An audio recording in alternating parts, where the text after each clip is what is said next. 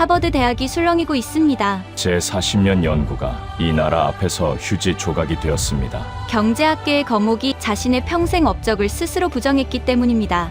그때 한 학생이 손을 들고 비웃듯 물었습니다. 교수님, 솔직히 한국은 미국의 원조로 만든 거품 국가 아닙니까? 하지만 교수는 정색하며 단호히 말했습니다. 자네들이 아는 경제학으로는 절대 설명할 수 없는 나라다. 강의실은 순식간에 찬물을 끼얹은 듯 정적에 휩싸였습니다. 전쟁의 폐허, 자원 0%, 기술 전무, 전 세계가 회생불가 판정을 내렸던 최빈국. 그런 나라가 단 50년 만에 일본과 프랑스를 앞질렀다면 대체 한국은 어떻게 그 불가능을 가능으로 만든 걸까요?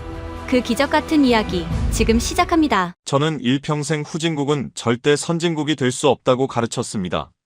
하지만 단 하나의 나라가 제 오만을 산산조각 냈습니다. 이론상 성공 확률 0%. 그들은 그 처절했던 확률을 뚫고 기어이 세계의 정점에 선 위대한 예외가 되었습니다. 오늘 저는 그 기적을 고백하려 합니다. 저는 아서 벤스입니다. 하버드에서 40년간 경제사를 가르쳤죠. 제 연구실 책장에는 수천 권의 책과 논문이 꽂혀 있습니다. 후진국이 왜 가난에서 벗어나지 못하는지, 선진국은 어떻게 그들의 지위를 독점하는지를 분석한 제 40년의 기록들이죠. 하지만 오늘 저는 학생들에게 말했습니다. 저 책들을 전부 폐기 처분해도 좋다고요. 강의실 문을 열고 들어서는 순간 500명의 학생들이 일제히 저를 바라봤습니다. 마지막 강의라는 소문 때문에 복도까지 학생들이 꽉 차 있었죠. 저는 지팡이를 교탁에 기대어 놓고 천천히 입을 열었습니다. 오늘 강의의 주제는 사다리 걷어차기입니다. 학생들은 고개를 끄덕였습니다. 제 대표적인 이론이었으니까요. 선진국들이 자신들은 보호무역과 정부 지원으로 성장해놓고 막상 후발주자들이 올라오려 하면 자유무역이니? 지적재산권이니 하는 룰을 들이대며 사다리를 걷어차 버린다는 냉혹한 경제 법칙이죠. 저는 스크린에 사진 한 장을 띄웠습니다. 흑백 사진 속에는 앙상한 뼈만 남은 아이들이 쓰레기 더미를 뒤지고 있었고 건물은 형체도 없이 무너져 있었습니다. 이곳이 어디인지 아는 사람 있나? 앞줄에 앉은 사라가 손을 들었습니다. 사라는 제 수업에서 가장 날카로운 질문을 던지는 수석 장학생이었죠. 그녀는 자신있게 대답했습니다. 아프리카의 내전 국가 아닌가요? 소말리아나 수단 같은 곳이요. 저는 고개를 끄덕이며 다음 사진을 보여줬습니다. 그곳은 울창한 숲과 평화로운 마을이 있는 풍경이었죠. 여기는 1950년대의 가나입니다. 그리고 아까 본 쓰레기 더미는 1953년의 대한민국 서울이고요. 강의실에 작은 탄성이 터졌습니다. 학생들은 믿을 수 없다는 눈치였죠.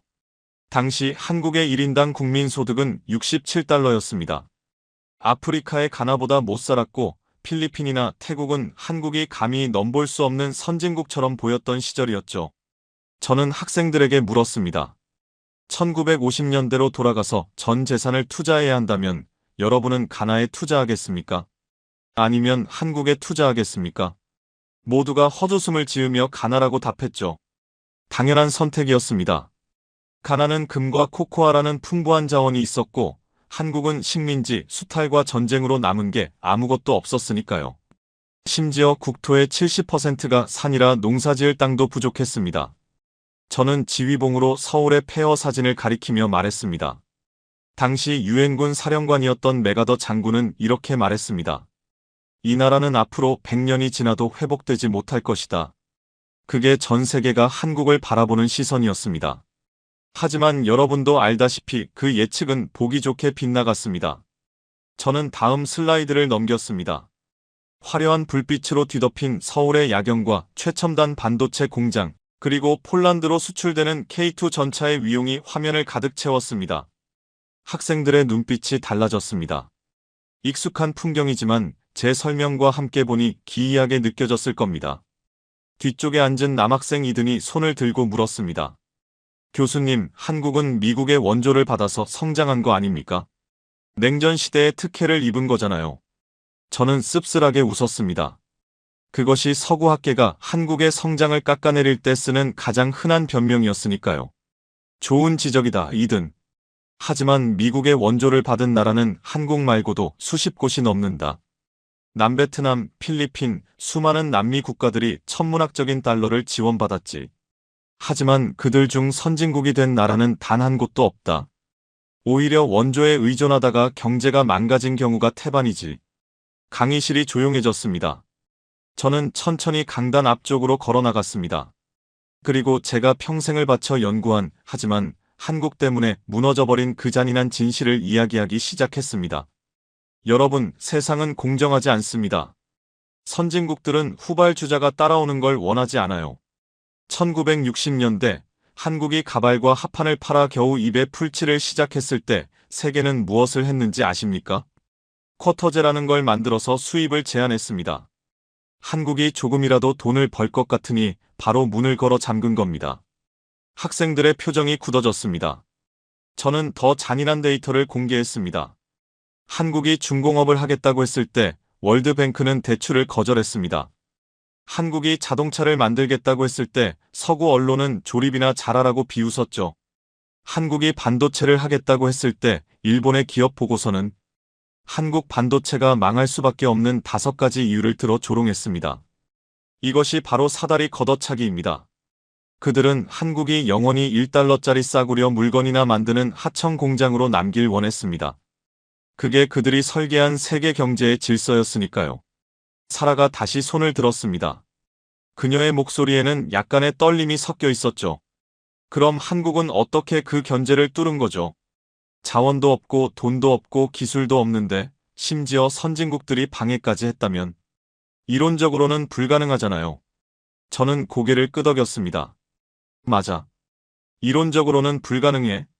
내 경제학 모델에 따르면 한국은 지금쯤 필리핀이나 아르헨티나 정도의 위치에 있어야 정상이다.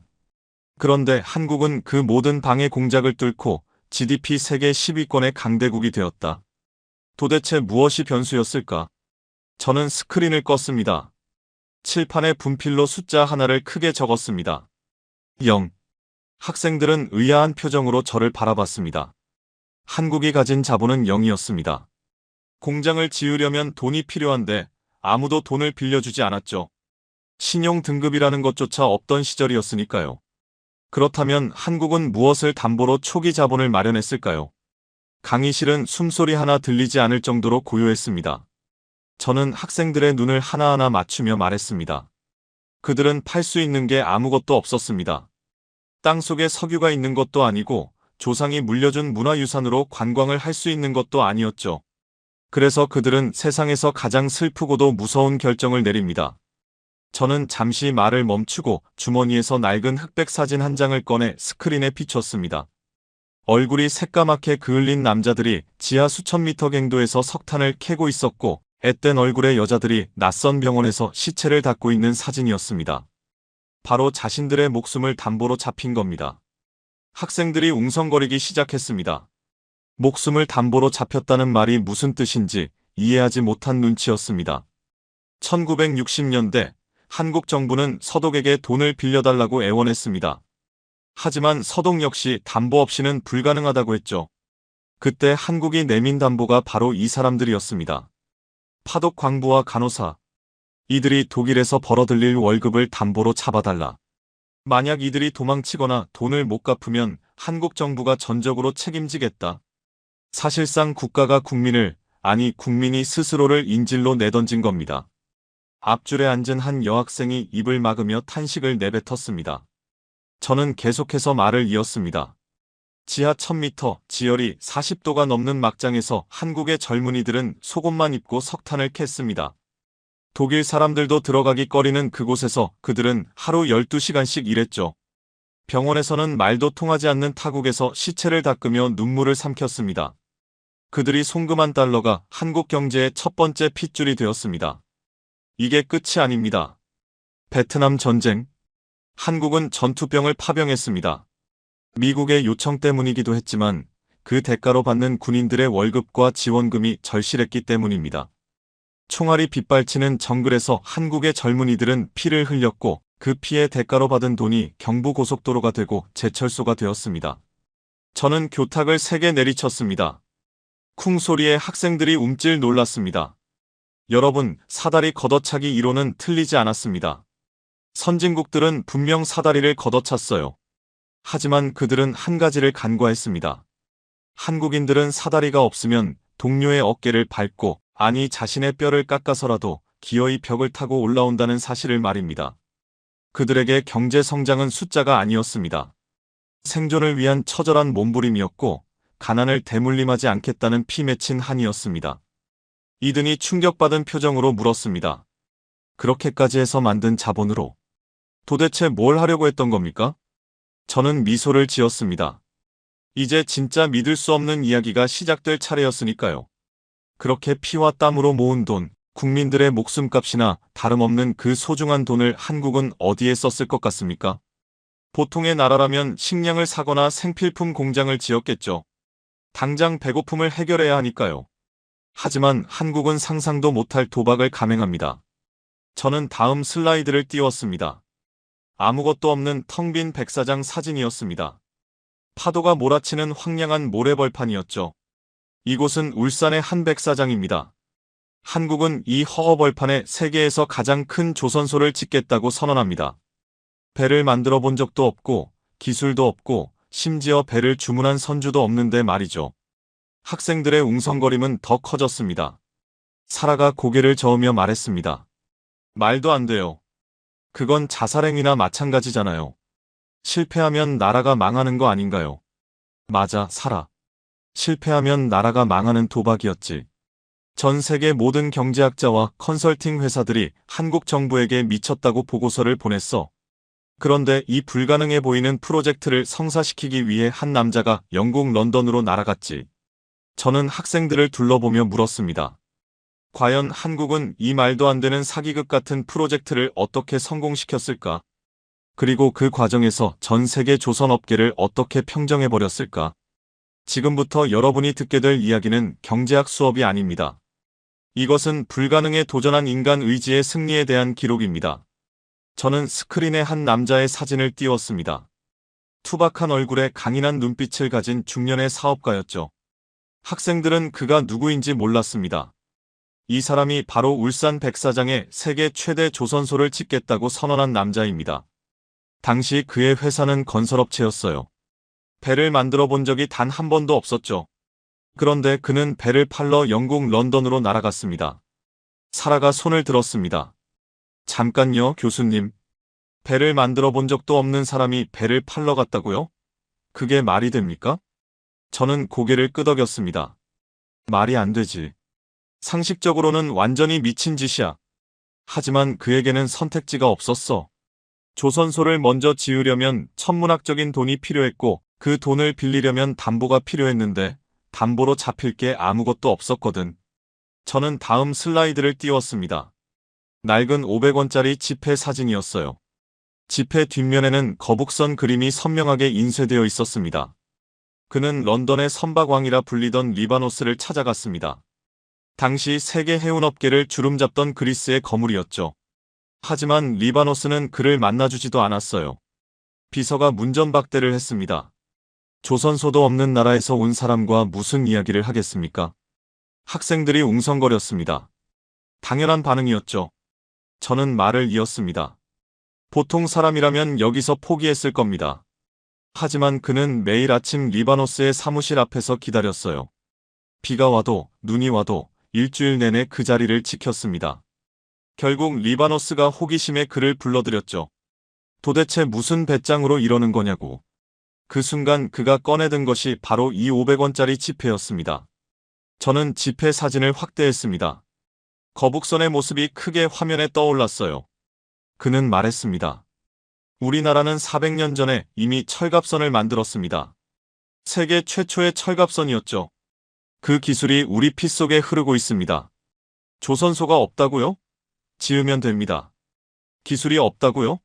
배우면 됩니다. 하지만 배를 만들겠다는 의지, 그건 400년 전부터 증명된 겁니다. 강의실이 조용해졌습니다. 학생들은 믿을 수 없다는 표정이었어요. 이든이 고개를 저으며 말했습니다. 그래도 그건 너무 억지 아닙니까? 400년 전 거북선이랑 현대 유조선이랑 무슨 상관이 있어요? 저는 씁쓸하게 웃었습니다. 맞아, 이든. 논리적으로는 전혀 상관없어. 하지만 리바노스는 그 남자의 눈빛에서 뭔가를 봤던 거야. 미친 사람 특유의 확신, 목숨을 걸고 덤비는 자의 절박함. 그래서 리바노스는 물었어. 좋아, 그럼 대체 어떻게 할 건데? 그 남자의 대답이 걸작이었습니다. 저는 잠시 말을 멈추고 학생들을 둘러봤습니다. 모두의 시선이 저에게 집중되어 있었어요. 그는 이렇게 말했습니다. 저에게 배를 주문해 주십시오. 그 계약서를 담보로 은행에서 돈을 빌리겠습니다. 그 돈으로 조선소를 지으면서 동시에 배를 만들겠습니다. 납기일 안에 완성된 배를 인도해 드리겠습니다. 사라가 탄식을 내뱉었습니다. 그건 사기 아닌가요? 없는 걸 있다고 파는 거잖아요. 저는 고개를 끄덕였습니다. 맞아. 엄밀히 말하면 사기에 가까웠어. 조선소도 없고 기술자도 없고 심지어 설계도도 없었으니까. 하지만 리바노스는 그 제안을 받아들였어. 왜였을까? 저는 새로운 자료를 화면에 띄웠습니다. 당시 그 남자가 리바노스에게 보여준 또 다른 사진이었어요. 울산 앞바다의 항공 사진이었죠. 그는 이 사진을 보여주며 말했습니다. 이 해안선을 보십시오. 천혜의 조건입니다. 수심이 깊고 파도가 잔잔하고 배후에 넓은 부지가 있습니다. 여기에 세계 최대의 조선소를 짓겠습니다. 그리고 울산 백사장 사진을 한 장 더 꺼내 보여줬어요. 아무것도 없는 모래밭 사진이었죠. 리바노스가 물었습니다. 여기가 조선소 부지라고? 그냥 백사장 아닌가? 그 남자는 대답했습니다. 지금은 백사장입니다. 하지만 2년 후에는 세계 최대의 조선소가 될 겁니다. 저는 학생들에게 물었습니다. 여러분이 리바노스라면 이 제안을 받아들이겠습니까? 대부분의 학생들이 고개를 저었습니다. 당연히 거절한다는 표정이었죠. 저는 미소를 지었습니다. 그런데 리바노스는 받아들였어요. 왜였을까? 그건 리바노스 자신도 한때 무일푼에서 시작한 사람이었기 때문이야. 그는 그 남자의 눈에서 자신의 젊은 시절을 봤던 거지. 그래서 도박을 걸었어. 26만 톤급 유조선 2척을 주문했지. 강의실에 탄성이 터졌습니다. 하지만 문제는 그 다음이었습니다. 계약서를 받아온 건 좋은데 진짜로 배를 만들어야 했으니까요. 그 남자는 바클레이 은행을 찾아갔습니다. 리바노스의 계약서를 담보로 5천만 달러를 빌려달라고 했죠. 은행 측은 당연히 의심했습니다.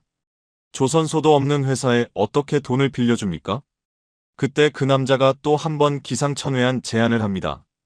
저는 잠시 물을 마시고 말을 이었습니다. 그는 이렇게 말했어요. 저희가 배를 만드는 과정을 처음부터 끝까지 감시하십시오. 매일 진행 상황을 보고하겠습니다. 만약 납기일을 하루라도 어기면 모든 것을 넘기겠습니다. 조선소도 완성된 배도 전부 다요. 이든이 중얼거렸습니다. 완전히 올인이네요. 맞아. 완전한 올인이었어. 실패하면 회사가 망하는 게 아니라 한국 경제 전체가 흔들릴 수도 있는 도박이었지. 하지만 그는 주저하지 않았어. 저는 다음 사진을 띄웠습니다. 울산 백사장에서 동시에 진행되는 공사 현장이었어요. 한쪽에서는 조선소 건물을 올리고 다른 한쪽에서는 이미 배의 골격을 만들고 있었습니다. 세계 조선 역사상 이런 일은 전무후무했습니다. 보통은 조선소를 먼저 완공하고 그 다음에 배를 만들기 시작해요. 최소 3년은 걸리는 과정이죠. 하지만 한국은 동시에 했습니다. 조선소를 지으면서 배를 만들고 배를 만들면서 조선소를 지었어요. 사라가 물었습니다. 그게 가능한 건가요? 기술적으로요?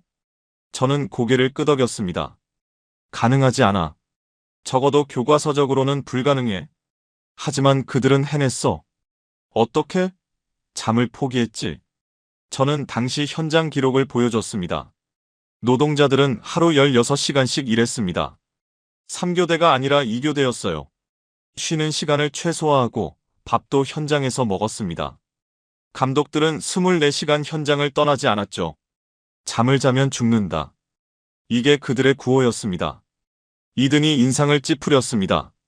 그건 노동 착취 아닙니까? 저는 잠시 말을 멈췄습니다. 그리고 조심스럽게 대답했죠.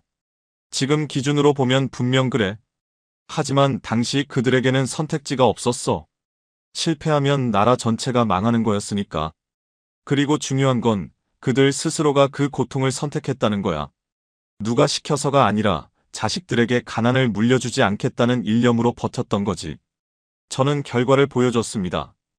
2년 후 납기일 하루 전 26만 톤급 유조선 애틀랜틱 베러노가 완성되었습니다. 백사장이었던 곳에 거대한 조선소가 들어섰고 그 조선소에서 초대형 유조선이 진수되었어요. 리바노스는 직접 울산을 방문해서 배를 인수했습니다. 그리고 이렇게 말했죠. 나는 평생 많은 사업가를 만났지만 이렇게 미친 사람들은 처음 본다. 저는 현재 데이터를 화면에 띄웠습니다. 지금 한국은 세계 조선 시장의 40% 이상을 점유하고 있습니다. 특히 LNG 운반선 같은 고부가가치 선박은 거의 독점 수준이에요. 조선소 하나 없던 나라가, 배를 만들어 본 적 없던 나라가 30여 년 만에 세계 1위가 된 겁니다. 사라가 조용히 물었습니다. 그 남자는 어떻게 됐나요? 저는 미소를 지었습니다. 그는 한국에서 가장 큰 기업 중 하나를 만들었어. 그리고 그의 도전 정신은 한국 경제의 상징이 되었지. 하지만 더 중요한 건 그가 증명한 거야. 아무것도 없어도 된다는 걸. 자원이 없어도, 기술이 없어도, 돈이 없어도 의지만 있으면 불가능을 가능으로 만들 수 있다는 걸 증명했지. 저는 잠시 말을 멈추고 학생들을 둘러봤습니다. 하지만 여기서 한 가지 문제가 있었습니다. 배를 만들려면 철판이 필요해요. 두꺼운 강철판을 수만 장씩 용접해야 하죠. 그런데 당시 한국은 쇠못 하나 제대로 만들지 못하는 나라였습니다. 철강 기술이 전무했어요. 이든이 물었습니다. 그럼 철판은 어디서 가져온 겁니까? 저는 고개를 저었습니다. 처음에는 일본에서 수입했어. 하지만 일본은 가격을 터무니없이 높게 불렀지. 한국이 조선업에서 성공하는 걸 원하지 않았으니까. 결국 한국은 또 다른 불가능에 도전해야 했어. 저는 다음 슬라이드를 준비하며 말했습니다. 제철소를 짓기로 한 거야. 쇠못도 못 만드는 나라가 세계 최대 규모의 제철소를 짓겠다고 선언한 거지. 그리고 이번에도 전 세계가 비웃었어. 저는 새로운 사진을 화면에 띄웠습니다. 황량한 어촌 마을의 풍경이었어요. 낡은 어선 몇 척과 초가집들이 해안가에 늘어서 있었죠. 이곳이 어디인지 아는 사람 있나? 아무도 대답하지 않았습니다. 포항이야. 지금은 한국 철강 산업의 심장이지만 당시에는 그저 가난한 어촌 마을이었어. 그런데 한국 정부는 이곳에 세계 최대 규모의 제철소를 짓겠다고 발표했지. 사라가 손을 들었습니다. 잠깐요, 교수님. 제철소라면 철광석과 석탄이 필요하잖아요. 포항에 그런 자원이 있었나요? 저는 고개를 저었습니다. 없었어. 철광석도 없고 석탄도 없었지. 한국 전체를 다 뒤져봐도 제철소를 운영할 만한 자원이 없었어. 그래서 세계은행은 한국의 제철소 계획을 거절했지. 보고서에 이렇게 적혀 있었어. 한국은 철강 산업 적합지가 아님. 자원 부재로 인해 경제성 없음. 이든이 고개를 끄덕였습니다. 당연한 판단 아닙니까? 자원이 없으면 제철소를 지어도 적자일 텐데요. 맞아. 경제학적으로는 완전히 옳은 판단이야. 하지만 한국은 다른 계산을 하고 있었어. 철강 없이는 조선도 없고 자동차도 없고 어떤 중공업도 불가능하다는 걸 알았거든. 아무리 비용이 들어도 제철소는 반드시 지어야 했어. 저는 다음 자료를 보여줬습니다. 일본 정부의 공식 문서였어요. 한국이 제철소를 짓겠다고 했을 때 가장 먼저 반대한 건 일본이었습니다. 당시 일본은 세계 철강 산업의 강자였어요. 한국이 철강을 생산하면 자신들의 시장을 빼앗길 거라고 판단했죠. 그래서 일본은 기술 이전을 완강히 거부했습니다. 사라가 물었습니다. 그럼 기술은 어디서 얻은 거예요? 저는 씁쓸하게 웃었습니다. 여기서 역사의 아이러니가 등장해. 한국에는 일본에게 받아야 할 돈이 있었어. 식민지 시절의 배상금이었지. 한일 청구권 자금이라고 불렀어. 일본은 이 돈을 현금으로 주는 대신 일본 제품을 사는데 쓰라고 조건을 걸었어. 소비재나 경공업 설비를 사라는 거였지. 이든이 인상을 찌푸렸습니다. 완전히 갑질이네요. 그래. 하지만 한국은 그 돈으로 소비재를 사지 않았어. 대신 이렇게 말했지. 이 돈으로 제철소를 짓겠다. 저는 당시 협상 기록을 보여줬습니다. 일본은 기술 이전을 거부했지만 한국은 포기하지 않았어요. 일본 철강 회사에서 일하던 제1교포 기술자들을 몰래 접촉했습니다. 그들에게 조국을 도와달라고 호소했죠. 몇몇 기술자들이 위험을 무릅쓰고 한국으로 건너왔어요. 일본 회사에서 쫓겨날 걸 알면서도 말이야. 사라가 작은 목소리로 말했습니다. 그들에게는 큰 희생이었겠네요. 저는 고개를 끄덕였습니다. 그렇지. 그들 중 일부는 다시는 일본에서 일하지 못했어. 하지만 그들이 가져온 지식이 한국 철강 산업의 씨앗이 되었지. 저는 포항제철소 건설 과정의 사진들을 보여줬습니다. 공사는 지옥이었습니다. 모든 장비를 해외에서 수입해야 했고 기술자도 부족했어요. 외국 컨설턴트들은 한국인들이 제철소를 운영할 능력이 없다고 비웃었죠. 하지만 한국 노동자들은 악착같이 배웠습니다. 외국 기술자가 한 번 보여주면 10번을 연습했어요. 이해가 안 되면 밤을 새워서라도 익혔죠. 저는 한 가지 일화를 소개했습니다. 당시 제철소 건설 현장에서 일하던 한 청년이 있었어요. 그는 기계공학을 전공했지만 제철 기술은 전혀 몰랐죠. 하지만 그는 매일 외국 기술자들을 따라다니며 모든 것을 받아 적었습니다. 밤에는 그 내용을 정리하고 모르는 부분은 도서관에서 찾아봤어요.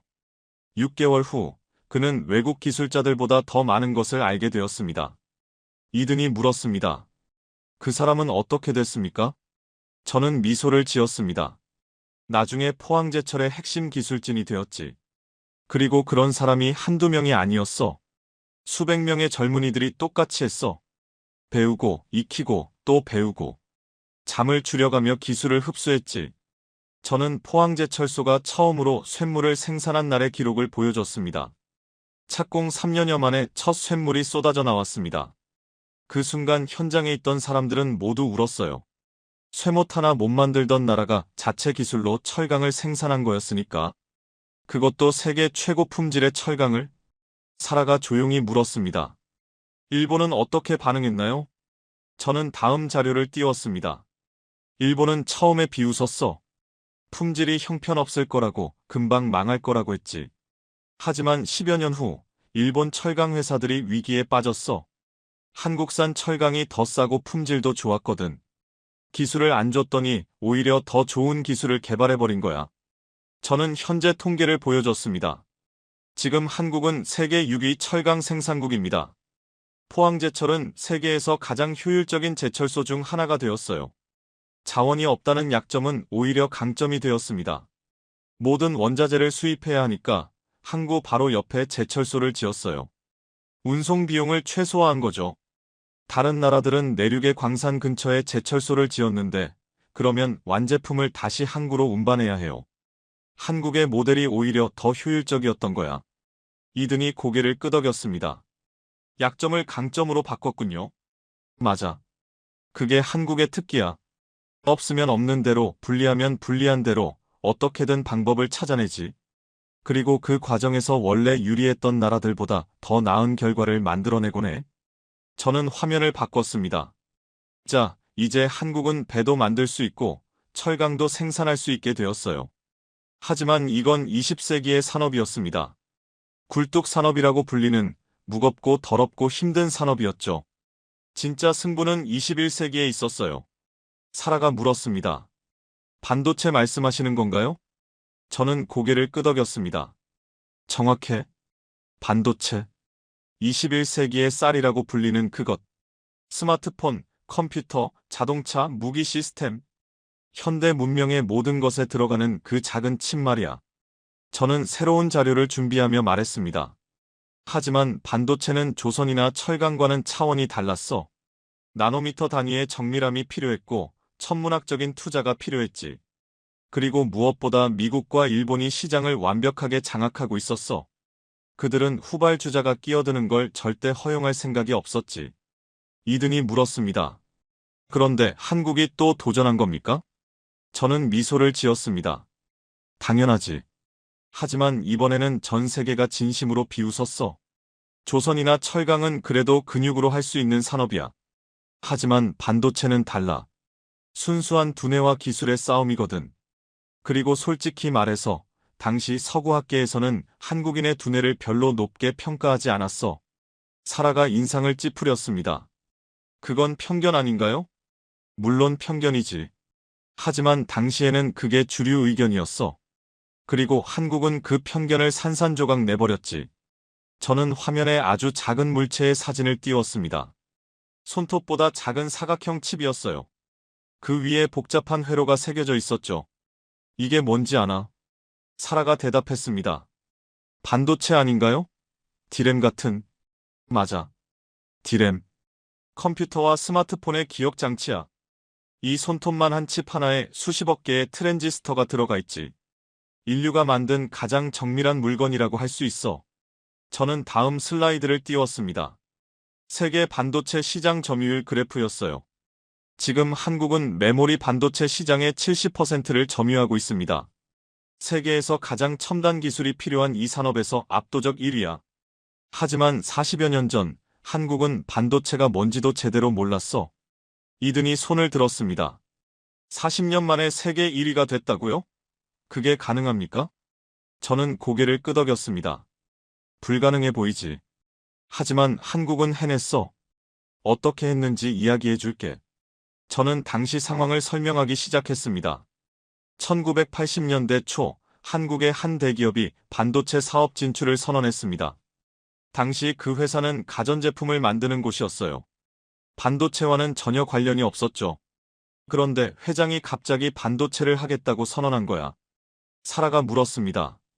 왜 갑자기 반도체를요? 저는 그 회장의 생각을 설명했습니다. 그는 일본 출장 중에 반도체 공장을 방문했어. 그리고 충격을 받았지. 이 작은 칩 하나가 텔레비전 100대보다 비싸다는 걸 알게 된 거야. 그 순간 그는 결심했어. 무슨 일이 있어도 반도체를 해야 한다고. 이게 미래라고. 이든이 말했습니다. 하지만 기술이 없었잖아요. 맞아. 기술이 없었어. 그래서 그 회장은 미국으로 날아갔지. 반도체 기술을 배우겠다고. 하지만 미국 회사들은 문전박대를 했어. 한국? 반도체? 웃기지 마라. 그게 그들의 반응이었지. 저는 당시 미국 언론의 기사를 보여줬습니다. 미국 경제지에는 이런 기사가 실렸어요. 한국이 반도체를 한다고? 김치 담그는 나라에서 반도체라니. 10년 후에도 한국 반도체는 장난감 수준일 것이다. 이게 서구 전문가들의 공식 예측이었어. 사라가 인상을 찌푸렸습니다. 정말 모욕적이네요. 그렇지. 하지만 한국인들은 분노하는 대신 이를 악물었어. 두고 보자. 반드시 증명해 보이겠다. 그런 마음으로. 저는 다음 자료를 띄웠습니다. 미국과 일본은 기술 이전을 완강히 거부했습니다. 핵심 장비의 수출도 막았어요. 설계도 한 장 구할 수 없었죠. 그래서 한국 기업은 다른 방법을 찾았어. 이든이 물었습니다. 어떤 방법이요?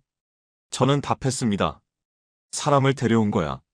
미국과 일본에서 일하던 한국인 과학자들을 설득해서 귀국시켰지. 조국을 위해 돌아와 달라고. 당시 해외에서 일하던 한국인 과학자들은 좋은 대우를 받고 있었어. 굳이 한국에 돌아올 이유가 없었지. 하지만 많은 이들이 돌아왔어. 사라가 물었습니다. 왜요? 더 좋은 조건을 제시했나요? 저는 고개를 저었습니다. 아니. 한국 기업이 제시한 조건은 미국보다 못했어. 하지만 그들은 돌아왔어. 왜였을까? 그들은 이렇게 말했지. 미국에서 아무리 성공해도 나는 한국인이다. 내 조국이 기술 강국이 되는 것을 돕고 싶다. 저는 당시 연구 환경을 설명했습니다. 귀국한 과학자들은 말 그대로 맨 땅에서 시작했어요. 연구시설도 부족하고 장비도 없고 경험 있는 인력도 없었죠. 하지만 그들은 밤낮으로 연구했습니다. 말 그대로 연구실에서 살았어요. 집에 가는 건 일주일에 한두 번이었죠. 이든이 중얼거렸습니다. 또 그런 식이네요. 잠을 안 자는 거. 저는 고개를 끄덕였습니다. 맞아. 한국인들의 특기야. 시간이 없으면 잠을 줄여서라도 만들어내지. 미국과 일본이 3년 걸려서 개발한 걸 한국은 6개월 만에 해냈어. 어떻게? 3배로 일한 거야. 하루 8시간 대신 24시간 연구실을 돌렸지. 저는 결과를 보여줬습니다. 64킬로 디램 개발. 미국과 일본을 따라잡았습니다. 하지만 아직 역전은 아니었어요. 진짜 승부는 그 다음이었죠. 저는 다음 슬라이드를 띄웠습니다. 1992년 한국이 세계 최초로 64메가 디램을 개발했습니다. 메가야. 킬로가 아니라 1000배나 더 큰 용량이었지. 그리고 이건 세계 최초였어. 미국도 일본도 아직 개발하지 못한 기술을 한국이 먼저 만든 거야. 사라가 탄성을 질렀습니다. 쫓아가다가 추월한 거네요. 맞아. 쫓아가기만 하던 한국이 앞서 나가기 시작한 거야. 일본 반도체 업계는 충격에 빠졌어. 자신들이 무시하던 나라에게 추월당한 거니까. 그리고 그 충격은 시작에 불과했지. 저는 현재 데이터를 보여줬습니다. 지금 한국은 메모리 반도체 세계 1위입니다. 시장 점유율 70%. 디램과 낸드 플랫이 모두 압도적이에요. 아이폰에도 테슬라에도 엔비디아 AI 서버에도 한국산 반도체가 들어갑니다. 2등이 물었습니다.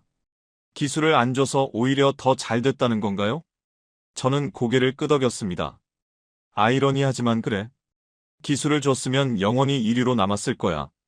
하지만 안 줬으니까 스스로 개발해야 했고 그 과정에서 더 좋은 기술을 만들어버린 거지. 저는 잠시 말을 멈추고 학생들을 둘러봤습니다. 자, 여기까지만 보면 한국은 승승장구한 것처럼 보여. 조선, 철강, 반도체. 불가능을 가능으로 만들면서 올라왔지. 하지만 성공에는 반드시 시련이 따르는 법이야. 사라가 물었습니다. 무슨 일이 있었나요? 저는 화면에 숫자 하나를 띄웠습니다. 97. 1997년 한국 경제가 무너졌어. 하루아침에 40여 년간 피땀 흘려 쌓아 올린 모든 것이 무너질 위기에 처했지. 그리고 이건 우연이 아니었어. 2등이 물었습니다. IMF 말씀하시는 건가요? 맞아. IMF. 국제통화기금. 그리고 그 뒤에는 사다리 걷어차기의 가장 잔인한 버전이 숨어 있었어. 저는 1997년 당시 한국의 상황을 화면에 띄웠습니다. 주가 폭락, 환율 폭등, 기업 줄도산. 끔찍한 숫자들이 화면을 가득 채웠어요. 이게 바로 외환위기야. 하루아침에 한국 원화 가치가 반토막이 났어. 기업들이 줄줄이 쓰러졌고 수백만 명이 일자리를 잃었지. 길거리에는 실업자들이 넘쳐났어. 사라가 물었습니다. 갑자기 왜 그런 일이 일어난 거예요? 저는 복잡한 이야기를 간단하게 정리했습니다. 표면적인 이유는 아시아 금융위기야. 태국에서 시작된 위기가 동남아 전체로 퍼지면서 한국까지 덮친 거지. 하지만 더 깊은 이유가 있었어. 한국이 너무 빨리 성장한 거야. 서구 금융 자본의 입장에서 보면 한국은 위협이었어. 이대로 두면 진짜 경쟁자가 될 것 같았지. 이든이 눈을 찌푸렸습니다. 그게 음모론 아닙니까? 저는 고개를 저었습니다. 음모론이라고 치부하기엔 너무 많은 증거가 있어. 당시 월스트리트의 투기꾼들은 아시아 국가들의 통화를 집중적으로 공격했어. 그리고 그 뒤에는 IMF가 있었지. 위기가 터지자마자 IMF가 등장해서 구제금융을 제안했어. 하지만 그 조건이 문제였지. 저는 IMF의 요구 조건을 화면에 띄웠습니다. 금융시장 전면 개방, 기업 구조 조정, 정리해고 자유화, 외국인 투자 제한 철폐. 이게 IMF가 내건 조건이었어. 사라가 중얼거렸습니다. 완전히 나라를 넘기라는 거네요. 맞아. 40여 년간 피땀 흘려 키운 기업들을 헐값에 외국 자본에게 팔아야 했어. 대우, 쌍용, 수많은 기업들이 외국 자본의 손에 넘어갔지. 한국인들은 자존심이 무너지는 걸 느꼈어. 우리가 그렇게 열심히 일해서 이 꼴이라고. 저는 당시 한국의 거리 풍경을 설명했습니다. 서울 도심에는 골판지를 깔고 자는 노숙자들이 넘쳐났어요. 어제까지 번듯한 회사에 다니던 가장들이 하루아침에 길거리로 나앉았지. 강남역 지하도에는 구직자들이 줄을 섰어요. 대기업 중역 출신도 있었고 공장장 출신도 있었어. 그들의 눈빛에는 절망이 가득했지. 저는 구체적인 사례를 들었습니다. 한 중소기업 사장이 있었어요. 30년간 회사를 일궈온 50대 남자였죠. 외환위기로 환율이 폭등하면서 그의 회사는 하루아침에 부도가 났어요. 달러로 갚아야 할 빚이 2배로 불어난 거야. 그는 공장 문을 닫고 직원들에게 마지막 월급을 주기 위해 자기 집을 팔았어요.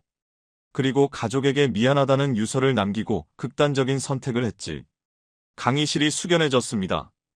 이런 비극이 전국 곳곳에서 벌어졌어요. IMF 당시 자살률이 급증했어. 가장들이, 사업가들이, 심지어 대학생들까지 미래가 보이지 않는다며 스스로 목숨을 끊었지. 저는 잠시 말을 멈추고 물을 마셨습니다. 하지만 한국인들은 무너지지 않았어요. 오히려 믿을 수 없는 일이 벌어졌죠.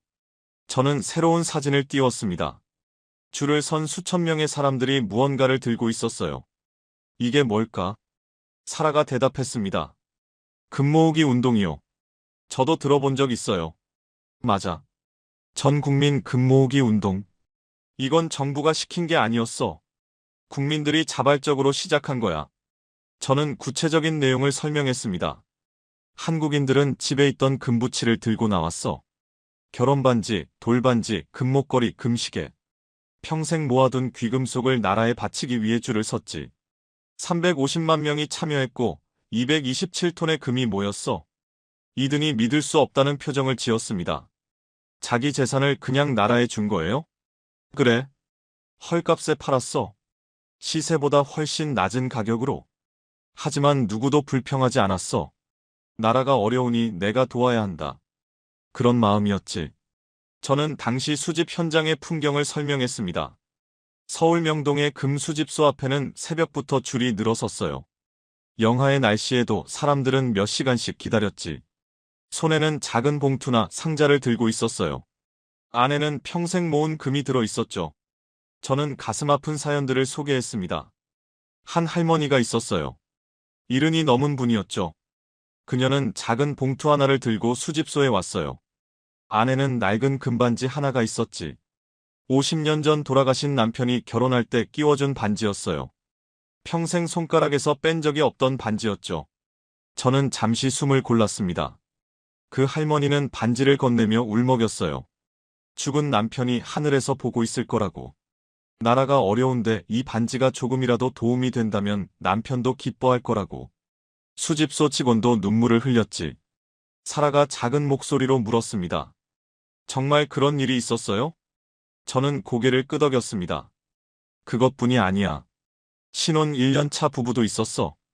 결혼식 때 부모님이 해준 예물 세트, 금반지 2개와 금목걸이를 전부 들고 왔어요. 신랑이 말했지. 나라가 망하면 결혼반지가 무슨 소용이냐고. 먼저 나라를 살리고 나중에 다시 사면 된다고. 저는 또 다른 사례를 들었습니다. 초등학생 아이가 있었어요. 아마 7살이나 8살쯤 됐을 거야. 그 아이는 돌잔치 때 받은 금반지를 들고 왔어. 기자가 물었지. 어떻게 알고 왔느냐고. 그 아이가 대답했어. 텔레비전에서 나라가 아프다고 했어요. 제 반지가 나라 약값이 되면 좋겠어요.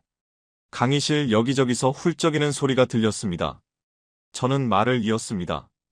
운동선수들도 금메달을 들고 왔어요. 올림픽에서 딴 금메달을 나라에 바친 거야. 평생의 땀과 노력이 담긴 메달을. 한 선수는 이렇게 말했어. 이 메달을 딸 수 있었던 건 나라가 있었기 때문이다. 이제 내가 나라를 도울 차례다. 이든이 고개를 숙이며 말했습니다. 믿기 힘드네요. 정말로 그런 사람들이 있었다니. 저는 통계를 보여줬습니다. 350만 명이야. 당시 한국 인구가 4,500만 명이었으니까 거의 10명 중 1명이 참여한 거야. 그것도 강제가 아니라 자발적으로. 이런 일이 가능한 나라가 세상에 또 있을까? 저는 화면을 바꿔 당시 외신 반응을 보여줬습니다. 서구 언론들은 충격을 받았어요. 뉴욕타임스는 이렇게 썼지. 한국에서 벌어지는 일은 이해할 수 없다. 개인의 재산을 국가에 바치다니. 이것은 집단 관계가 아니면 설명이 안 된다. 저는 씁쓸하게 웃었습니다. 집단 관계라고 했어. 서구인들 눈에는 그렇게 보였던 거야. 그들은 개인주의 문화에서 자랐으니까. 내 재산을 왜 나라에 줘? 그게 그들의 상식이었지. 하지만 한국인들에게는 달랐어. 나라가 곧 나였고 내가 곧 나라였던 거야. 사라가 물었습니다. 하지만 금 모으기만으로 위기를 넘긴 건 아니잖아요. 저는 고개를 끄덕였습니다. 맞아. 금 모으기 운동만으로는 불가능했어. 진짜 비결은 따로 있었지. 저는 당시 한국인들의 생활을 설명했습니다. 국민들이 소비를 극단적으로 줄였어. 외식을 안 하고 해외여행을 안 가고 사치품을 안 샀지. 그렇게 아낀 돈이 저축으로 갔고 그 저축이 기업 투자로 연결됐어. 개인의 희생이 국가 경제를 살린 거야. 저는 구체적인 사례를 더 들었습니다.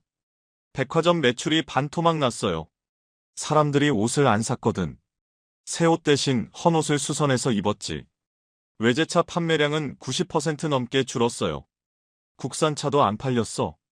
사람들이 차를 안 바꾸고 고쳐서 탔거든. 심지어 담배와 술 소비도 줄었어요. 한국 남자들이 담배를 끊기 시작한 거야. 왜? 담배 값을 아껴서 저축하려고.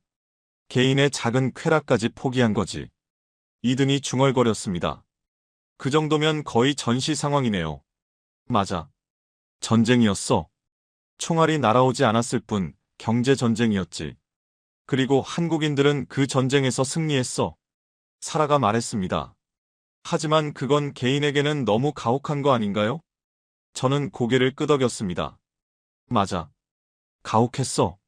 많은 사람들이 고통받았지. 실업, 가정 파탄, 심지어 극단적 선택을 한 사람들도 있었어. 그건 부정할 수 없는 비극이야. 저는 잠시 말을 멈추고 이어서 말했습니다. 하지만 한국인들은 그 고통 속에서도 포기하지 않았어.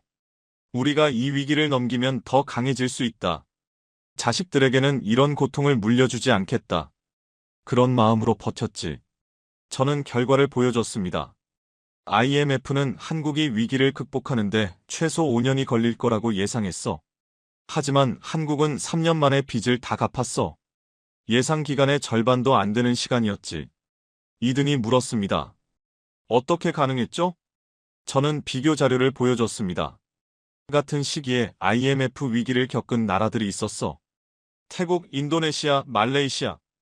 그들은 얼마나 걸렸을까? 태국은 10년이 넘었어. 인도네시아는 아직도 완전히 회복하지 못했다고 보는 학자들이 있지. 하지만 한국은 3년 만에 조기 상환을 했어. 사라가 물었습니다. 왜 한국만 그렇게 빨랐죠? 저는 대답했습니다. 그게 바로 내가 40년간 풀지 못한 문제야. 경제학 모델로는 설명이 안 돼.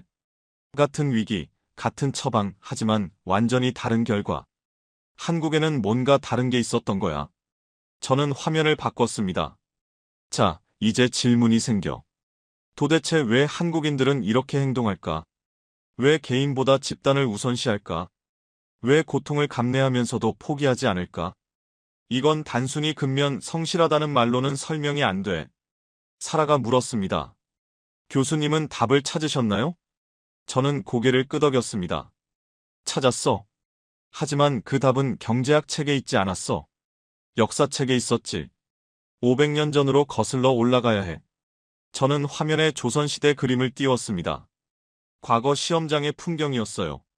수천 명의 선비들이 시험을 보고 있는 장면이었죠. 이게 뭔지 아나? 이든이 대답했습니다. 과거 시험 아닌가요? 중국에서 시작된. 맞아. 과거제도. 시험을 통해 관리를 선발하는 제도야. 중국에서 시작됐지만 한국은 이걸 거의 1000년 가까이 유지했어. 그리고 그 과정에서 독특한 문화가 만들어졌지. 저는 과거제도의 특징을 설명했습니다. 과거 시험은 신분 상승의 거의 유일한 통로였어. 농민의 아들이라도 시험에 붙으면 고위 관료가 될 수 있었지. 물론 현실에서는 양반들이 유리했지만 적어도 이론적으로는 모두에게 기회가 열려 있었어. 사라가 물었습니다. 그게 현대 한국과 무슨 관련이 있나요? 저는 대답했습니다. 모든 것과 관련이 있어. 한국인들의 교육열, 시험에 대한 집착, 경쟁에서 이기려는 본능, 이 모든 게 과거 제도에서 시작된 거야. 저는 구체적인 사례를 들었습니다. 한국의 대학 진학률은 세계 최고 수준이야. 거의 80%에 달해. 수능이라는 시험을 위해 온 나라가 멈춰. 시험 당일 비행기도 안 띄우고 경찰이 수험생을 호위하고 전 국민이 합격을 기원하지. 이런 나라가 세상에 또 있을까? 이든이 말했습니다. 좀 과하다는 생각도 드는데요. 저는 고개를 끄덕였습니다. 과할 수 있어. 부작용도 있지. 하지만 이 교육열이 한국을 만든 원동력이기도 해. 자원 없는 나라에서 유일한 자원은 사람이야. 그리고 그 사람을 키우는 건 교육이지. 저는 다음 주제로 넘어갔습니다. 하지만 교육열만으로는 설명이 안 되는 게 있어. 한국인들의 끈기. 절대 포기하지 않는 정신. 이건 어디서 온 걸까? 저는 한국 역사의 시련들을 나열했습니다. 임진왜란. 일본이 10만 대군을 이끌고 침략했어. 수도가 함락되고 왕이 도망가고 나라가 거의 망할 뻔했지. 하지만 한국인들은 무너지지 않았어.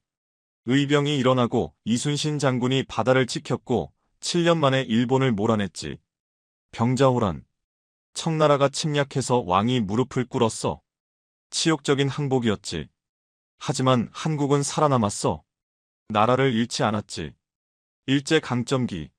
35년간 식민지가 됐어. 언어를 빼앗기고 이름을 빼앗기고 수많은 사람들이 끌려가서 죽었지. 하지만 독립운동은 멈추지 않았어. 끝까지 저항했고 결국 나라를 되찾았지. 사라가 조용히 말했습니다. 정말 많은 시련을 겪었네요. 저는 고개를 끄덕였습니다. 그래. 한반도의 역사는 시련의 연속이야.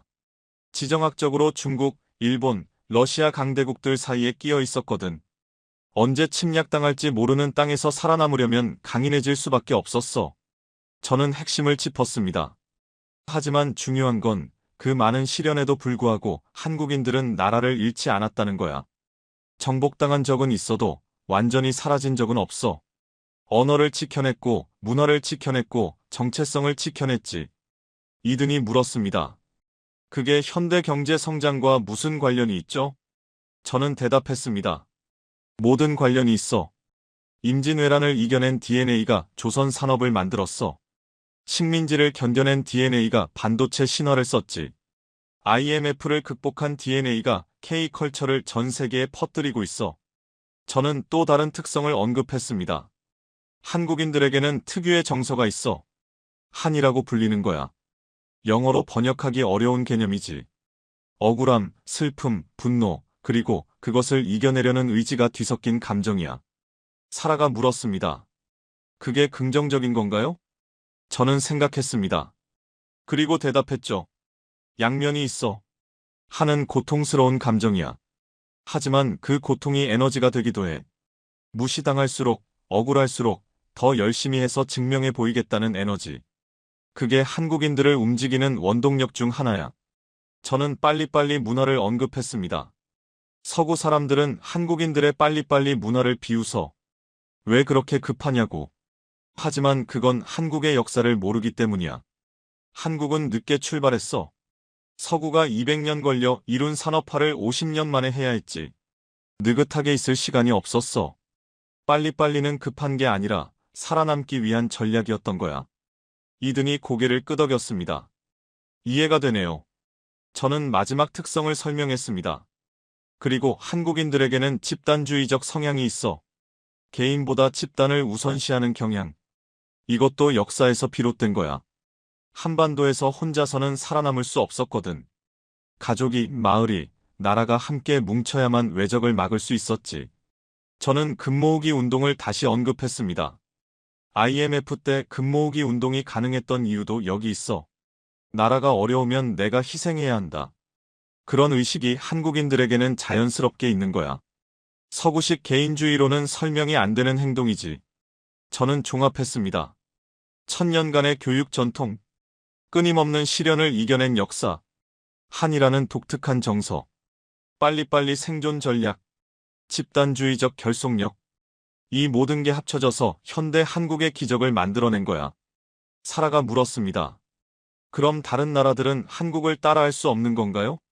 저는 잠시 생각했습니다. 그리고 솔직하게 대답했죠. 따라하기 어려워. 왜냐하면 이건 정책이나 제도가 아니라 문화고 DNA거든. 500년 동안 형성된 것을 하루아침에 복제할 수는 없어. 저는 화면을 바꿨습니다. 그리고 이제 그 DNA가 어떤 결과를 만들어냈는지 보여줄 차례야. 21세기 한국은 더 이상 쫓아가는 나라가 아니야. 이제는 앞서가는 나라가 됐지. 저는 화면에 현대 한국의 성과들을 띄웠습니다. 숫자와 그래프와 사진들이 빠르게 지나갔어요. 자, 이제 결과를 보자. 한국이 반세기 남짓 동안 무엇을 이뤄냈는지. 저는 첫 번째 분야를 언급했습니다. 배터리. 전기차 시대의 핵심이야. 휘발유가 20세기의 석유였다면 배터리는 21세기의 석유지. 그리고 그 시장을 한국이 장악하고 있어. 저는 구체적인 데이터를 보여줬습니다. 테슬라에 들어가는 배터리, BMW에 들어가는 배터리, 포드에 들어가는 배터리, 전부 한국산이야. 시장 점유율 40% 이상. 중국이 추격하고 있지만 기술력에서는 한국이 앞서 있어. 이든이 물었습니다. 배터리도 한국이 원래 강했던 건가요? 저는 고개를 저었습니다. 아니. 배터리 기술은 일본이 먼저 개발했어. 소니가 리튬이온 배터리를 처음 상용화했지. 하지만 한국 기업들이 쫓아와서 결국 추월했어. 반도체 때와 똑같은 패턴이야. 저는 두 번째 분야로 넘어갔습니다. 방산. 무기 산업이야. 이건 진짜 아이러니해. 저는 역사적 맥락을 설명했습니다. 한국 전쟁 때 한국은 무기를 하나도 만들지 못했어. 총도 못 만들고 탱크도 못 만들고 비행기는 꿈도 못 꿨지. 미국에서 전부 지원받았어. 문자 그대로 무력했던 나라야. 저는 현재 상황을 보여줬습니다. 지금 한국은 세계 9위 무기 수출국이야. 폴란드가 한국에서 전차와 자주포를 사고 있어. 호주가 한국에서 장갑차를 사고 있지. 아랍에미리트가 한국 미사일을 수입하고 있어. 사라가 놀라며 물었습니다. 무기를 못 만들던 나라가 무기를 수출한다고요? 맞아. 70여 년 전에는 무기를 구걸하던 나라가 지금은 무기를 파는 나라가 됐어. 그것도 자신들보다 경제력이 높은 유럽 국가들에게. 저는 구체적인 사례를 들었습니다. K2 전차. 세계에서 가장 우수한 전차 중 하나로 평가받아. 독일의 레오파드, 미국의 에이브람스와 어깨를 나란히 하지. K9 자주포. 세계에서 가장 많이 수출되는 자주포야. 튀르키예, 폴란드, 노르웨이, 핀란드. 전부 한국 자주포를 쓰고 있어. 이든이 물었습니다. 왜 한국 무기가 그렇게 잘 팔리는 거죠? 저는 대답했습니다. 가성비야. 미국이나 독일 무기보다 싸면서 성능은 비슷하거든. 그리고 한국은 주문하면 빨리 만들어줘.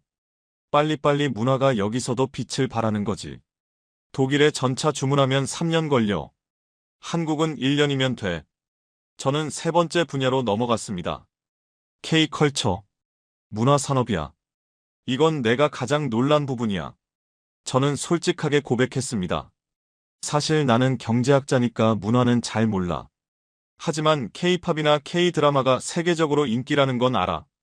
BTS가 빌보드 차트 1위를 했고, 오징어 게임이 넷플릭스 역대 최다 시청을 기록했고, 기생충이 아카데미 작품상을 받았지. 사라가 웃으며 말했습니다. 저도 BTS 좋아해요. 저는 미소를 지었습니다. 그래, 젊은 세대한테는 익숙하겠지. 하지만 내 세대한테는 충격이야. 한국? 문화 강국? 30여 년 전만 해도 상상도 못했어. 저는 문화산업의 의미를 설명했습니다. 문화산업은 반도체나 자동차와 달라. 총칼이 아닌 콘텐츠로 세계를 정복하는 거야. 그리고 이게 더 무서워. 무기는 반감을 사지만 문화는 사랑을 받거든. 저는 K컬처의 경제적 가치를 언급했습니다. K컬처 관련 수출액이 연간 100억 달러를 넘어. 한국을 방문하는 외국인 관광객 중 상당수가 K컬처 팬이야. 한국어를 배우는 외국인도 급증하고 있지. 소프트 파워라고 하지. 군사력이나 경제력과는 다른 종류의 힘이야. 저는 종합했습니다. 자, 정리해보자. 반도체 세계 1위, 조선 세계 1위, 배터리 세계 최상위권, 방산 급부상, 문화 콘텐츠 세계 석권. 이게 전부 한 나라에서 나온 거야. 인구 5천만 명, 면적 10만 제곱킬로미터의 작은 나라에서. 이든이 물었습니다. 이렇게 다양한 분야에서 동시에 성공한 나라가 또 있나요? 저는 고개를 저었습니다. 없어. 보통 나라들은 한두 분야에서만 강해. 독일은 자동차와 기계, 스위스는 금융과 시계, 일본은 전자와 자동차. 하지만 한국은 거의 모든 분야에서 두각을 나타내고 있어. 이건 전례가 없는 일이야. 저는 핵심을 짚었습니다. 그리고 더 중요한 건 이 모든 분야에서 한국이 선발주자가 아니었다는 거야. 조선, 철강, 반도체, 배터리, 방산. 전부 다른 나라들이 먼저 시작했어. 한국은 후발주자였지. 그런데 하나하나 추월해서 1위가 됐어. 사라가 말했습니다. 사다리를 걷어찼는데 오히려 더 높이 올라간 거네요. 저는 고개를 끄덕였습니다. 정확해. 사다리가 없으니까 벽을 기어 올랐어. 그리고 올라가 보니 사다리를 타고 온 애들보다 더 높이 있었던 거야. 저는 잠시 말을 멈췄습니다. 그리고 이제 한국은 자기만의 사다리를 만들고 있어. 다른 나라들이 올라올 수 있는 사다리를. 물론 한국도 경쟁에서 이기려고 하겠지만 적어도 사다리를 걷어차지는 않고 있어. 기술 이전도 하고 투자도 하고 협력도 하지. 이든이 물었습니다. 그게 과거에 한국이 당했던 것과 다른 점인가요? 맞아. 한국은 자신들이 당한 걸 다른 나라들에게 하지 않으려고 해. 적어도 지금까지는. 그게 한국 모델의 특징이야. 저는 마지막으로 말했습니다. 자, 이제 결론을 내릴 시간이야. 내가 40년간 연구해온 이론. 그리고 한국이 그 이론을 어떻게 무너뜨렸는지. 저는 지팡이를 들고 칠판 앞으로 걸어갔습니다. 손이 떨렸어요. 40년간 믿어왔던 것을 부정하는 게 이렇게 힘들 줄은 몰랐습니다. 분필을 집어들고 칠판에 3단어를 적었습니다. 내가 틀렸다. 강의실이 숨을 죽였습니다. 500명의 학생들이 저를 바라보고 있었어요. 저는 천천히 돌아섰습니다. 그리고 입을 열었죠. 40년간 저는 후발국 발전 한계론을 주장해왔습니다. 선진국들이 사다리를 걷어차기 때문에 후발국은 절대 따라잡을 수 없다고. 그리고 그건 사실이었어요. 140개 나라 중 139개 나라에서는요. 저는 잠시 말을 멈췄습니다. 하지만 하나가 있었습니다. 단 하나. 그 하나가 제 40년 연구를 무너뜨렸어요. 저는 학생들을 둘러봤습니다. 한국입니다. 이 작은 나라가 불가능을 가능으로 만들었어요. 자원도 없고 기술도 없고 돈도 없었지만, 심지어 전쟁으로 모든 게 파괴됐지만, 그리고 선진국들이 온갖 방해를 했지만 그들은 해냈습니다. 저는 한국의 성공 요인을 정리했습니다. 한국이 성공한 이유는 단순합니다. 그들은 포기하지 않았어요.